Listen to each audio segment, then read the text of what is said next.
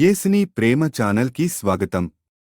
దయచేసి ఈ ఛానల్ని లైక్ చేయండి, షేర్ చేయండి, సబ్స్క్రైబ్ చేయండి. తెలుగు డైలీ ఆడియో బైబిల్ సమూయేలు మొదటి గ్రంథము 7వ అధ్యాయము. అంతట కిర్యత్యారీము వారు వచ్చి యెహోవా మందసమును తీసుకొని పోయి కొండయందుండే అబీనాదాబు ఇంట చేర్చి దానిని కాపాడుటకై అతని కుమారుడగు ఎలియాజరును ప్రతిష్ఠించిరి. మందసము కిర్యత్యారీములో నుండిన కాలము 20 సంవత్సరములాయెను.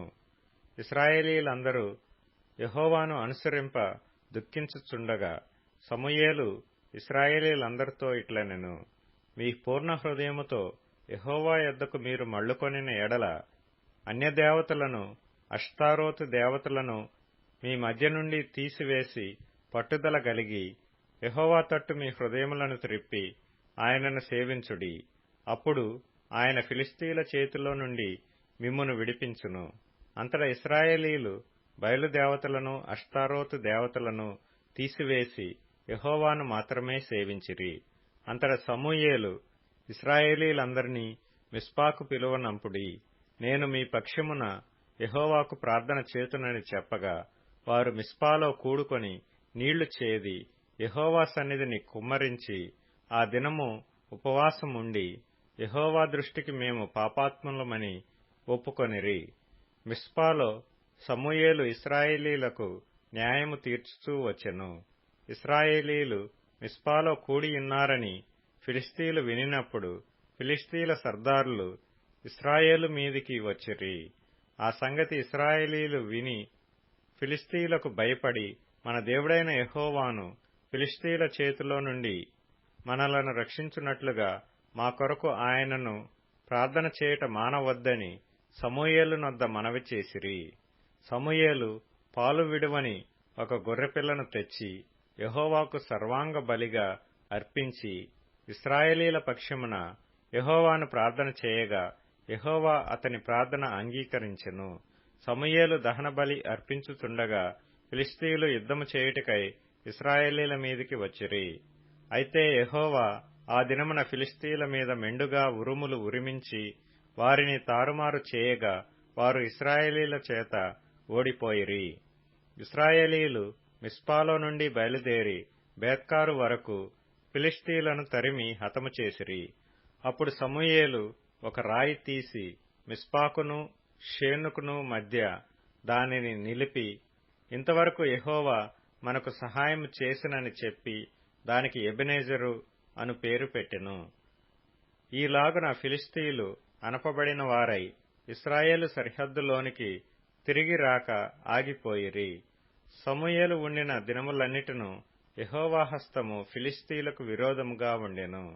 మరియు ఫిలిష్తీయులు ఇశ్రాయేలీల యొద్ద నుండి పట్టుకొనిన పట్టణములు ఇశ్రాయేలీలకు తిరిగి వచ్చెను.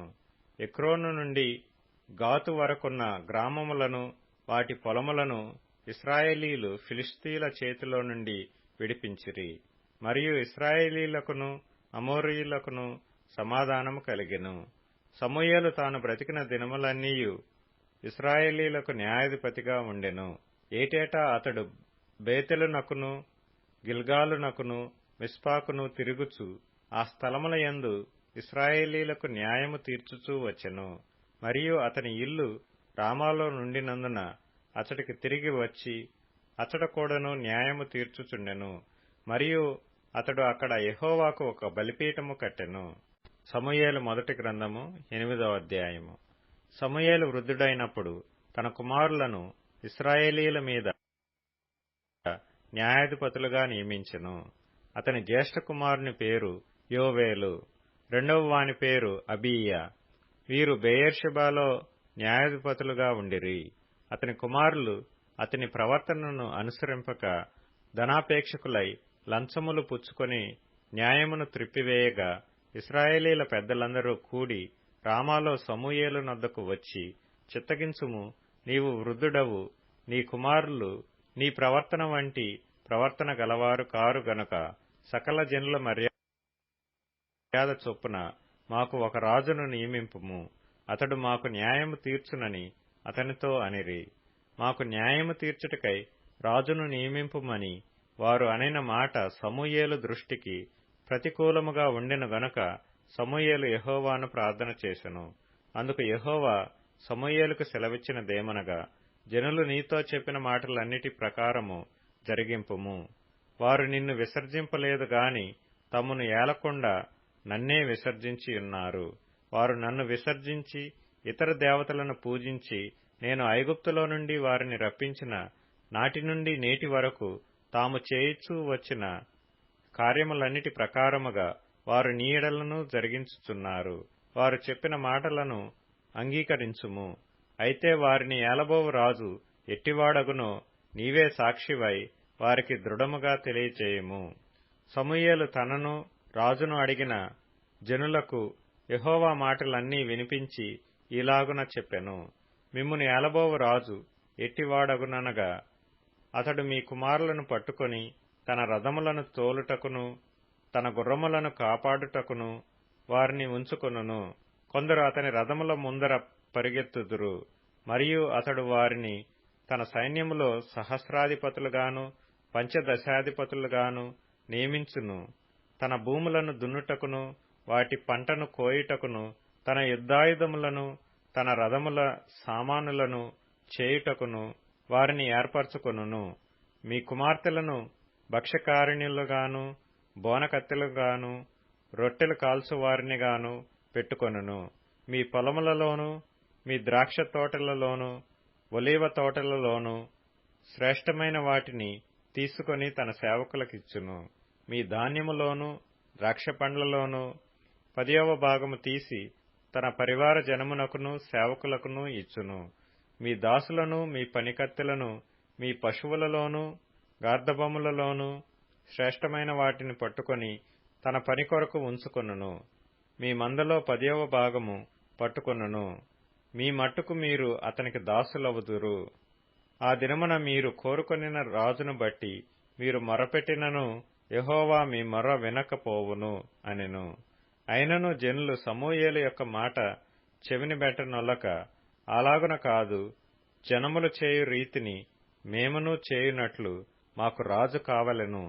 మా రాజు మాకు న్యాయము తీర్చును. మా ముందర పోవచ్చు అతడే మా యుద్ధములను జరిగించుననిరి. సమూయేలు జనుల మాటలన్నిటినీ విని యెహోవా సన్నిధిని వాటిని వివరించెను. గనుక యెహోవా, నీవు వారి మాటలు విని వారికి ఒక రాజును నియమించుమని సమూయేలునకు సెలవీయగా, సమూయేలు మీరందరూ మీ మీ గ్రామములకు పొండెని ఇశ్రాయేలీలకు సెలవిచ్చెను. సమూయేలు మొదటి గ్రంథము 9వ అధ్యాయము.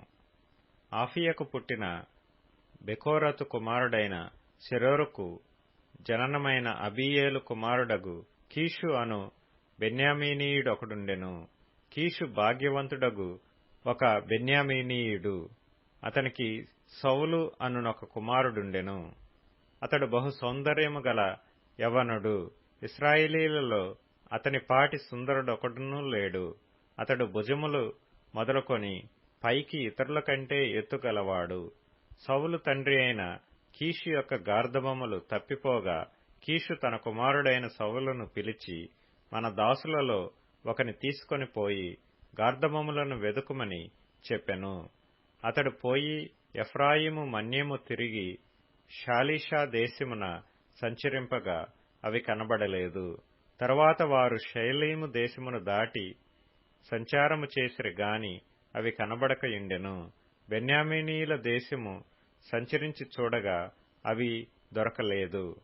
అయితే వారు నూపు దేశమునకు వచ్చినప్పుడు, మనము తిరిగి వెళుదము రమ్ము, గార్ధబొమ్మల కొరకు చింతింపక నా తండ్రి మన కొరకు విచారపడునేమో అని సౌలు తన యొద్దనున్న పనివానితో అనగా, వాడు, ఇదిగో ఈ పట్టణములో దైవజనుడు ఒకడున్నాడు. అతడు బహుగనుడు. అతడు ఏ మాట చెప్పునో ఆ మాట నెరవేరును. మనము వెళ్లవలసిన మార్గమును అతడు మనకు తెలియజేయనేమో. అతని యొద్దకు వెళ్ళుదము రండని చెప్పెను. అందుకు సౌలు, మనము వెళ్ళునెడల ఆ మనిషికి ఏమి తీసుకొని పోవుదము? మన సామాగ్రిలో నుండి భోజన పదార్థములు సరిపోయినవి. ఆ దైవజనునికి బహుమానము తీసుకొని పోవుటకు మనకేమీయూ లేదు అని తన పనివానితో చెప్పి, మన యొద్ద ఏమియున్నదని అడుగగా, వాడు సౌలుతో, చిత్తగించుము, నా యొద్ద 1/4 తులము వెండి కలదు. మనకు మార్గము తెలియజెప్పినందుకై దానిని ఆ దైవజనునికిత్తుననెను. ఇప్పుడు ప్రవక్తయను పేరునొందువాడు పూర్వము దీర్ఘదర్శి అనిపించుకొనెను. పూర్వము ఇశ్రాయేలీలలో దేవుని యొద్ద విచారణ చేయుటకై ఒకడు బయలుదేరిన ఎడల మనము దీర్ఘదర్శి యొద్దకు పోవుదము రండని జనులు చెప్పుకొనుట వాడుక. సౌలు, నీ మాట మంచిది, వెళుదము రమ్మనగా వారు దైవజనుడుండు ఊరికి పోయిరి. ఊరికి ఎక్కిపోవుచుండగా నీళ్లు చేదుకొనుటకై వచ్చిన కన్యకలు తమకు కనబడినప్పుడు, ఇక్కడ దీర్ఘదర్శి ఉన్నాడా అని అడిగిరి. అందుకు వారు, ఇదిగో అతడు మీ ఎదుటనే ఉన్నాడు, త్వరగా పోయి కలుసుకొనుడి. ఈ దినముననే అతడు ఈ ఊరికి వచ్చెను. నేడు ఉన్నత స్థలమందు జనులకు బలి జరుగును గనుక ఊరిలోనికి మీరు పోయిన క్షణమందే అతడు భోజనము చేయుటకు ఉన్నతమైన స్థలమునకు వెళ్లక మునుపే మీరు అతని కనుగొందురు. అతడు రాకమునుపు జనులు భోజనము చేయరు. అతడు బలిని ఆశీర్వదించిన తరువాత పిలువబడిన వారు భోజనము చేయుదురు. మీరు ఎక్కిపొండి, అతన్ని చూచుటకు ఇదే సమయమని చెప్పిరి. వారు ఊరిలోనికి రాగా ఉన్నతమైన స్థలమునకు పోవుచున్న సమూయేలు వారికి ఎదురుపడెను. సౌలు అచ్చటికి రేపు వచ్చునని యెహోవా సమూయేలునకు తెలియజేసెను. ఎట్లనగా, నా జనుల మొర్ర నా యొద్దకు వచ్చెను, నేను వారిని దృష్టించి ఉన్నాను. కాగా ఫిలిష్తీయుల చేతిలో నుండి నా జనులను విడిపించుటకై నా జనులైన ఇశ్రాయేలీల మీద వానిని అధికారినిగా అభిషేకించుటకు గాను రేపు ఈ వేళకు నేను బెన్యామీను దేశములో నుండి ఒక మనిషిని నీ యొద్దకు రప్పించుదును. సౌలు సమూయేలునకు కనబడగానే యెహోవా, ఇతడే నేను నీతో చెప్పిన మనిషి, ఇదిగో ఇతడే నా జనులను ఏలునని అతనితో సెలవిచ్చెను. సౌలు గవినియందు సమూయేలును కనుగొని, దీర్ఘదర్శి ఇల్లు ఏది, దయచేసి నాతో చెప్పుమని అడుగగా, సమూయేలు సౌలుతో, నేనే దీర్ఘదర్శిని, ఉన్నతమైన స్థలమునకు నాకు ముందు వెళ్ళుడి. నేడు మీరు నాతో కూడా భోజనము చేయవలెను. రేపు నీ మనసులోనున్నదంతయు నీకు తెలియజేసి నిన్ను వెళ్లనిచ్చెదను. 3 దినముల క్రిందట తప్పిపోయిన నీ గార్ధబొమ్మలను గూర్చి విచారపడకుము, అవి దొరికినవి. ఇశ్రాయేలీయుల అభీష్టము ఎవరియందున్నది? నీయందును నీ తండ్రి ఇంటి వారియందును గదా అనెను. అందుకు సౌలు, నేను బెన్యామీనీయుడను కానా? నా గోత్రము ఇశ్రాయేలీల గోత్రములలో స్వల్పమైనది కాదా? నా ఇంటివారు బెన్యామీను గోత్రపు ఇంటివారందరిలో అల్పులు కారా? నాతో ఈలాగన ఎందుకు పలుకుచున్నావు అనెను. అయితే సమూయేలు సౌలును అతని పనివానిని భోజనపు శాలలోనికి తోడుకొని పోయి పిలువబడిన దాదాపు 30 మందిలో ప్రధాన స్థలమందు వారిని కూర్చుండబెట్టి, పచనకర్తతో, నేను నీ దగ్గర నుంచుమని చెప్పి నీ చేతికిచ్చిన భాగమును తీసుకుని రమ్మనగా, పచనకర్త జబ్బను దానిమీదనున్న దానిని తీసుకొని వచ్చి సౌలు ఎదుట ఉంచగా, సమూయేలు సౌలుతో ఇట్లనెను, చూడుము, మనము కలుసుకొను కాలమునకై దాచియించబడిన దానిని నీకు పెట్టియున్నాడు. జనులను పిలిచితినని నేను పచనకర్తతో చెప్పినప్పుడు ఇది నీ కొరకుంచవలసినదని చెప్పితిని. ఆ దినమున సౌలు సమూయేలుతో కూడా భోజనము చేసెను. పట్టణస్థులు ఉన్నతమైన స్థలము మీద నుండి దిగుచుండగా సమూయేలు సౌలుతో మిద్దె మీద మాట్లాడుచుండెను. మరునాడు తెల్లవారునప్పుడు సమూయేలు మిద్దె మీదనున్న సౌలును పిలిచి, నేను నిన్ను సాగనంపుటకై లెమ్ము అని చెప్పగా సౌలు లేచెను. తరువాత వారిద్దరూ బయలుదేరి ఊరి చివరకు వచ్చుచుండగా సమూయేలు సౌలుతో, మనకంటే ముందుగా వెళ్ళుమని ఈ పనివానితో చెప్పుము. దేవుడు సెలవిచ్చినది నేను నీకు తెలియజెప్పు వరకు నీవు ఇక్కడ నిలిచియుండుమనెను. అంతటా వాడు వెళ్ళెను. లూకా సువార్త 13వ అధ్యాయం. పిలాతు గలిలయులైన కొందరి రక్తము వారి బలులతో కలిపియుండెను. ఆ కాలమున అక్కడనున్న కొందరు ఆ సంగతి యేసుతో చెప్పగా ఆయన వారితో ఇట్లనెను, ఈ గలిలయులు అట్టి హింసలు పొందినందున వారు గలిలయులందరికంటే పాపులని మీరు తలంచుచున్నారా? కారని మీతో చెప్పుచున్నాను. మీరు మారు మనస్సు పొందని ఎడల మీరందరూ అలాగే నశింతురు. మరియు సిలోయములోని గోపురము పడి చచ్చిన ఆ 18 మంది యెరూషలేములో కాపురమున్న వారందరికంటే అపరాధులని తలంచుచున్నారా? కాదని మీతో చెప్పుచున్నాను. మీరు మారు మనస్సు పొందని ఎడల మీరందరూ అలాగే నశింతురు. మరియు ఆయన వారితో ఈ ఉపమానము చెప్పెను. ఒక మనుష్యుని ద్రాక్ష తోటలో అంజూరపు చెట్టొకటి నాటబడియుండెను. అతడు దాని పండ్లు వెదక వచ్చినప్పుడు ఏమీయూ దొరకలేదు గనక అతడు, ఇదిగో 3 ఏండ్ల నుండి నేను ఈ అంజూరపు చెట్టున పండ్లు వెదుకుచూ వచ్చుచున్నాను గాని ఏమీయూ దొరకలేదు.